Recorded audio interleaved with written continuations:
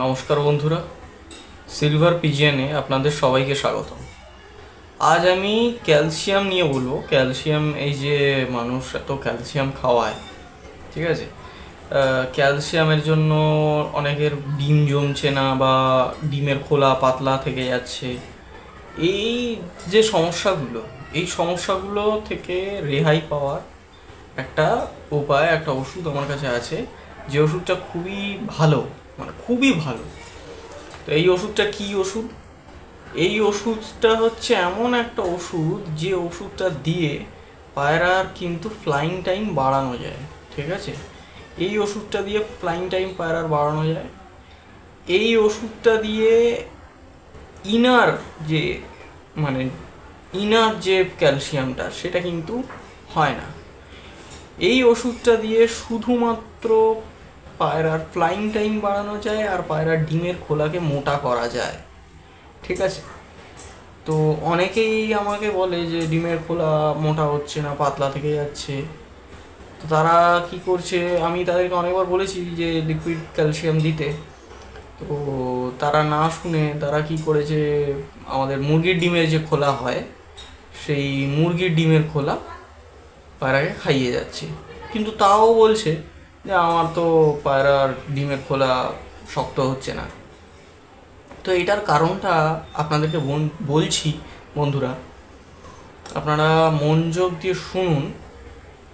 এই যে ডিমের খোলার যে ক্যালসিয়াম, এটার আলাদা কাজ, আর একটা লিকুইড ক্যালসিয়ামের কিন্তু সম্পূর্ণ আলাদা কাজ।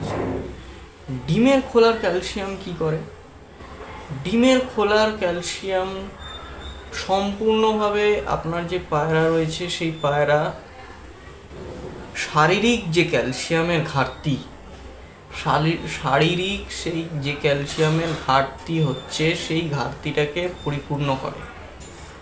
শারীরিক ক্যালসিয়াম, হাড়, ফেদার, নতুন নতুন ভালো ফেদার হয়, পালকগুলো খুব সুন্দর হয়। এই ফেদারগুলোর, পালকগুলো সুন্দর হওয়ার কারণটা হচ্ছে ভালো মানের ক্যালসিয়াম, তার ভালো মানের ডিমের খোলা, মানে মুরগির ডিমের খোলা আপনি যদি পায়রাকে খাওয়াতে পারেন, তাহলে আপনার পায়রার যে কোনো রকম শারীরিক ক্যালসিয়ামের সমস্যাটা কেটে যাবে। কিন্তু কিন্তু যদি আপনার পায়রার যে ক্যালসিয়াম, এই যে ক্যালসিয়ামটা যে আমি বলছি, কিন্তু আপনার যে পায়রার যে ডিম খোলা, যেটা হচ্ছে যে ডিমের যে খোলা, মানে পায়রা যে ডিমটা পারছে সেইটার যে খোলাটা, সেই খোলাটা পাতলা থেকে যাচ্ছে। এইটার কাজটা হচ্ছে কি, এটা হচ্ছে সম্পূর্ণ লিকুইড ক্যালসিয়ামের জন্য। লিকুইড ক্যালসিয়ামটা কি জিনিস? লিকুইড ক্যালসিয়ামটা হচ্ছে এমন একটা জিনিস যেটা পায়রা অল্প হজম করতে পারে, বেশিরভাগটাই চলে যায় তার এগ ফার্টিলাইজেশনে। এটায় এমনই একটা জিনিস দেওয়া আছে, এই ওষুধটা যেটা আমি আপনাদেরকে দেখাবো, এই ওষুধটা এমনই একটা জিনিস দেওয়া আছে, ক্যালসিয়ামের সাথে ভিটামিন ডি, ক্যালসিয়ামের সাথে ভিটামিন D3 দেওয়া আছে। এটা কি করে? ক্যালসিয়ামকে ভাঙতে গেলে সূর্যর রোদ দরকার, না হলে ক্যালসিয়াম হজম হয় না। তাই জন্য ক্যালসিয়ামের ওষুধ বর্ষাকালে খুব রেয়ার ডোজ, মানে খুব কম ডোজ দিতে হয়। তার কারণ সেই সময় সূর্যর আলো পায় না, সূর্যর যে রেটা সেটা কিন্তু আসে না। নিম্নচাপের ফলে আকাশ অপরিষ্কার থাকে। তো এই যে এই যে এই যে জিনিসটা, এটা যদি ক্যালসিয়ামের সাথে ভিটামিন ডিটা থাকে, তাহলে কিন্তু রোদের কোনো দরকার নেই। আপনি একটা অন্ধকার ঘরেও যদি পায়রাকে রেখে দেন, আপনার কিন্তু সেই পায়রাও ক্যালসিয়াম হজম করে নিতে পারবে। তো ক্যালসিয়ামটা যে হজম করে নেবে, সেই হজমের পদ্ধতি এই ভিটামিন ডি কিন্তু কার্যকারী করে। মানে এই ভিটামিন ডি দিয়ে কিন্তু ওই ক্যালসিয়ামটা হজম হয়ে যায়। এইবার আমি আপনাদেরকে একটা জিনিস বলি, যে এই যে ডোজগুলো আপনারা ধরে নিন আপনাদের ক্যালসিয়াম যখন আপনারা ডোজটা দিচ্ছেন, তখন আপনার পায়রার কাছে বাচ্চা রয়েছে। সেই বাচ্চা কিন্তু খেতে শেখেনি, ভালো করে বুঝুন, সেই বাচ্চা কিন্তু খেতে শেখেনি। তখন কিন্তু আপনি ক্যালসিয়াম ডোজ বা যে কোনো ধরনের ওষুধ ইউজ করবেন না। কারণ যখন পায়রারা খেতে শেখে,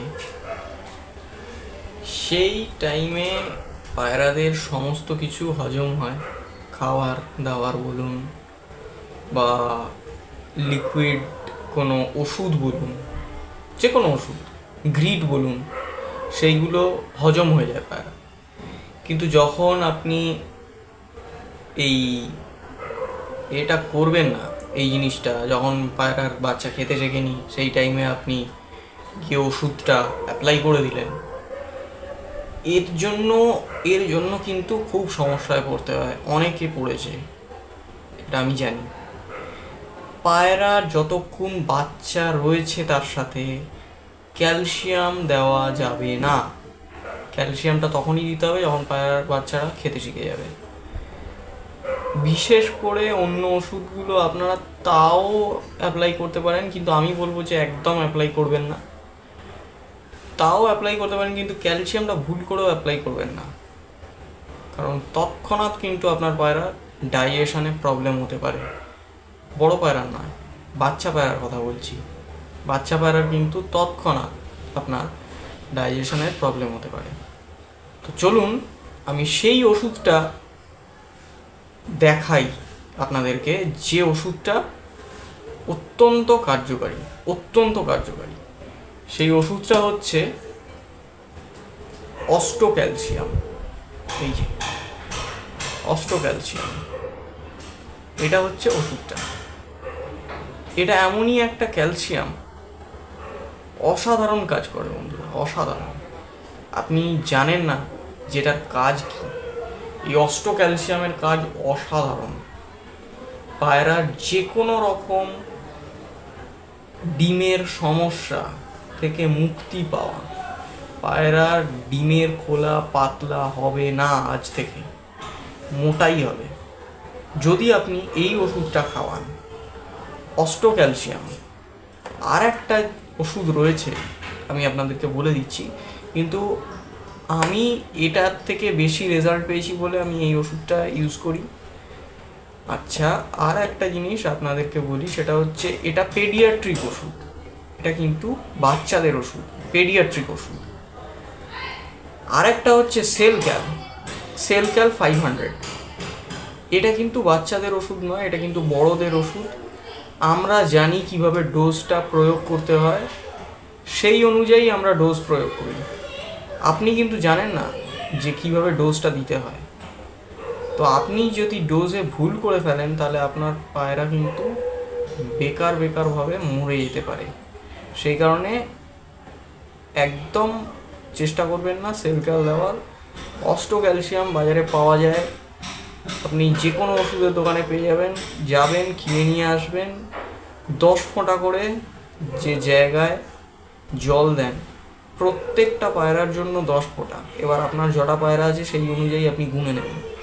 প্রত্যেকটা পায়রার জন্য 10 ফোঁটা ওষুধ, ঠিক আছে?